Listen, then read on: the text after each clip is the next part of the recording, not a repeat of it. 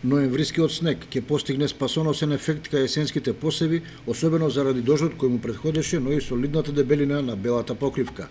Десетината сантиметри снег се доволна заштита од така наречените суви студови, а ќе го подобрат и процентот на влажноста во почвата, што е предуслов за успешна вегетација на житариците. Снегот кој што го имаме од ноќеска ќе биде добре дојден за зимските посеви од пшеница и јачмен, повеќе како влага отколку како снежна покривка.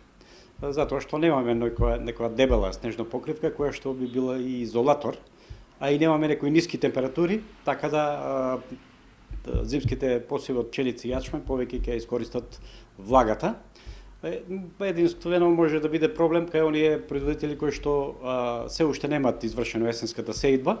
Околу самата сеидба ќе им прави проблем влагата, меѓутоа пак ќе кажам дека овој снег е добар дојден и влагата која што ќе има во почвата за нормално одвивање на вегетација на зимските посеви од пшеница и јачмен. Кај другите култури не би имало нити оштетувања од измрзнување, пред се кај овошните и лозовите насади, затоа што ова не се некои ниски температури кои што би причиниле некои штети во понатамошната вегетација на лозовите и овошните насади. Во општина Кочани есенва се посејани по околу 3000 хектари од пшеница и јачмен. Меѓутоа, на одредени површини поникнувањето беше забавено поради долготрајниот сушен период.